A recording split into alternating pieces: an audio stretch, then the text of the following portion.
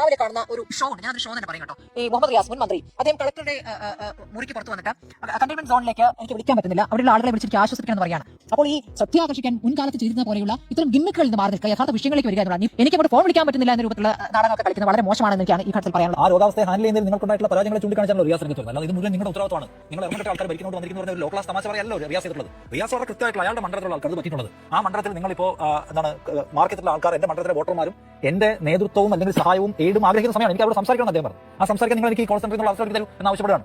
അതിനകത്ത് തീരുമാനം എടുക്കാൻ വൈകുന്നതാണ് ആ സീൻ പോലും അവിടെ ഉണ്ടായത്. എന്നിട്ട് അദ്ദേഹം പറയുന്നത് എവിടെയാണ് DM എവിടെയാണ് ചോദിക്കുന്നു, മന്ത്രിയുടെ ക്യാമ്പ് ചെയ്യണം. ഈ ആവശ്യങ്ങൾക്ക് ജനുവിനായ ആവശ്യമാണല്ലോ. ഞാൻ പറഞ്ഞ റിയാസ് അത് ചെയ്യുന്നത് എവിടെ DM എന്നുള്ള ക്വസ്റ്റൻ, ആ വാലിഡ് ക്വസ്റ്റൻ ആണ്.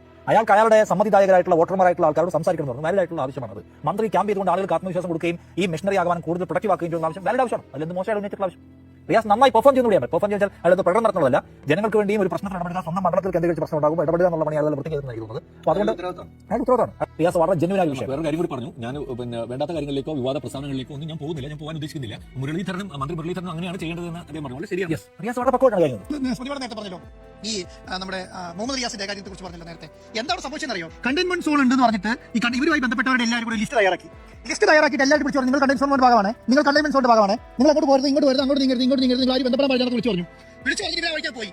പിന്നെ 3 ദിവസം നടക്കില്ല, ഇവർ വീട്ടിൽ പുറത്തിറങ്ങുന്നില്ല, ഇവർക്ക് പുറത്തേക്ക് പോകാൻ പറ്റില്ല, അകത്തേക്ക് വരാൻ പറ്റില്ല, ഇവർക്ക് ആരും സംസാരിക്കാൻ പേടി. അവിടെ ആ ജനങ്ങൾ മുഴുവൻ MLA ഓഫീസിലേക്ക് വിളിച്ചു, മന്ത്രി ഓഫീസിലേക്ക് വിളിച്ചു.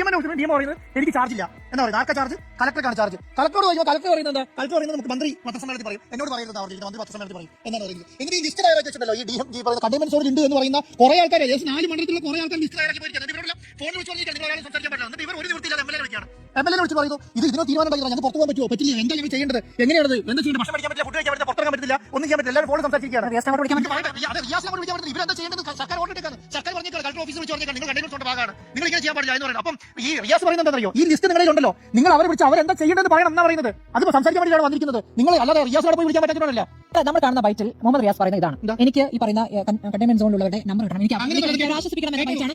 ഞാനൊരു 3-4 മണ്ഡലത്തിലെ ആളുകളെ ഇവിടെ കണ്ടെയ്ൻമെന്റ് സോണിലായിരുന്നു വിളിക്കാനുള്ള ഉത്തരവാദിത്തം നിർവഹിച്ചു. അവർക്ക് ആശങ്കയുണ്ട്, ആശങ്കയുള്ളതുകൊണ്ട് ഔദ്യോഗിക സൗകര്യം ആരും വിളിച്ച് നിങ്ങൾ എന്താ ചെയ്യേണ്ടത് പറഞ്ഞു കൊടുക്കണം എന്ന് പറയുന്നത്. അത് ചെയ്യേണ്ടതാണ് പറയുന്നത്.